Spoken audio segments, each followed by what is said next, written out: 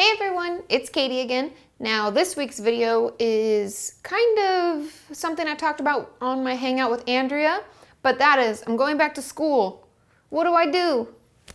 So stay tuned.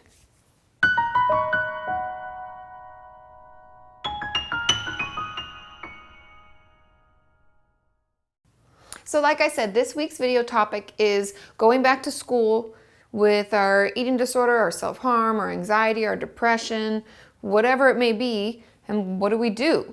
And I was in school for a very long time, and yes, I know that I'm not in school now, and I may be out of touch. I'm getting so old, but not really, because it's all really the same. And some of the tips that I'm going to talk about today are things that anybody can do, any grade level, any place in the world. These are things we can do to prepare ourselves, even if we're starting a new job, okay? So it's not even school, we're starting a new job. What do we do? These are ways to set us up for success. And the first thing that I want you to do is I want you to make a list of people you can call if you're feeling down, if you're upset, people you vent to, people you talk to, whether it's your mom, your sister, your friend, your best friend from high school, your best friend from college and now you're in grad school, whatever it is, make that list. And I want you to at least have 5 people that you can reach out to, whoever they are. But I also want you at the bottom of your list to write suicide hotline and the local hospital. Because just in case things get out of control, I want to make sure that we have a plan in place where we can contact our people. If you haven't watched my suicide prevention video, you should check that out because I talk about this and like putting this together. And we're kind of doing a similar thing. So we're going to put all those people on a list. That's number 1. Now number 2 is we're going to make sure that we've set up a team for us. If it's our eating disorder, make sure that we have our therapist, a doctor in the area that we can see for our checkups, as well as a dietitian. Okay? If it's our self-harm, we want to make sure that we have a doctor in the area the same and a therapist. And whatever we would need if we're depressed or we have a lot of anxiety or anything like that, we want to make sure that we see our psychiatrists if we're on medication and we have a therapist.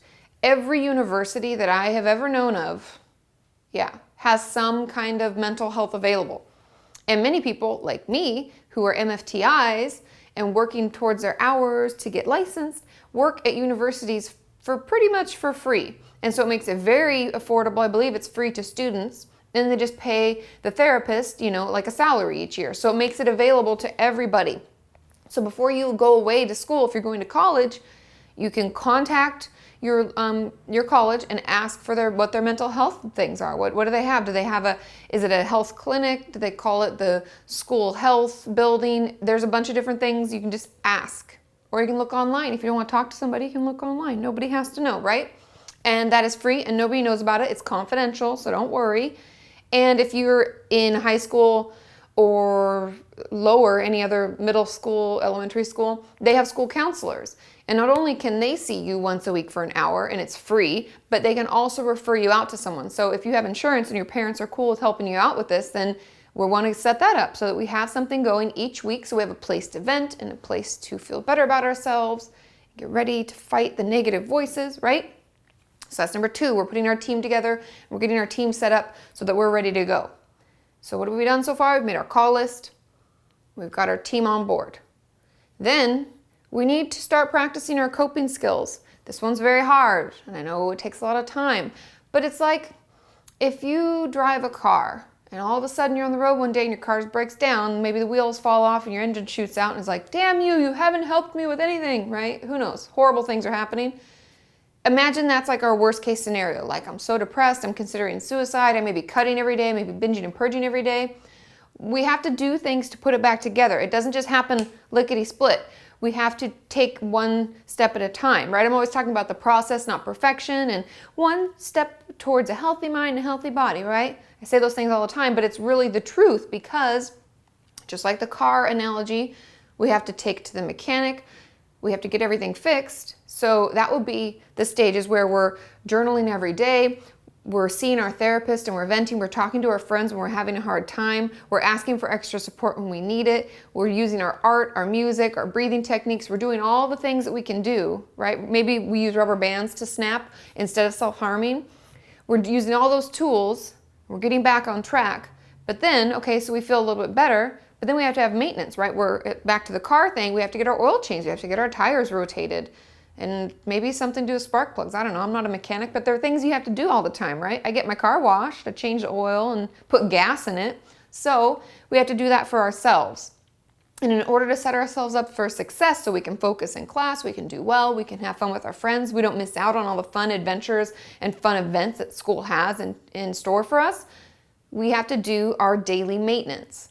So whatever that is for you. And I would encourage you to share what works for you. Everybody's different. I have, as I've told you many times, I'm a journaler. That's why I always say it, because I kept diaries forever, and I find that really helpful. But what I also find really helpful when I'm really stressed out, when I'm having a hard time, I call my mom, and I call Liz, and then I probably call Sean to complain too. Sorry, honey. And I call a lot of people. I have my list. That is the most effective for me. I see my therapist anyway, so I vent to her. But a lot of times we want it in the moment, right? I need somebody to help me now. What do? We call our people, we vent. If you have a group you can join, do that as well. The more we help ourselves, the better we'll feel, and the better we'll be able to participate in school and enjoy it for what it is. I know this sounds really cheesy, but because I'm out of school, I look back on my school years and I'm like, it's a once in a lifetime thing. It's great. It's wonderful. You get to create all these memories, make friends, and I don't want any of you missing out on any of that. So get your plan together. Check out my suicidality prevention. I think it's called Suicide Prevention. It's my other video kind of about preparing. And do both of these things so that when we get to school and when we're having a hard time, we have a plan already in place. We don't have to think about it. We don't have to put it together because it's already there. Okay? And stay tuned for my Q&A videos every week. Give this a like if you like it. And don't forget to check out my website. There is chat on there. There are forums and all sorts of good things. And there's a huge community of support. So if you need that in the moment and maybe your list is a little bit short and you don't have anybody else to call, you can hop on there and get help that way too. And we will keep working together, right? One foot in front of the other towards a healthy mind and a healthy body.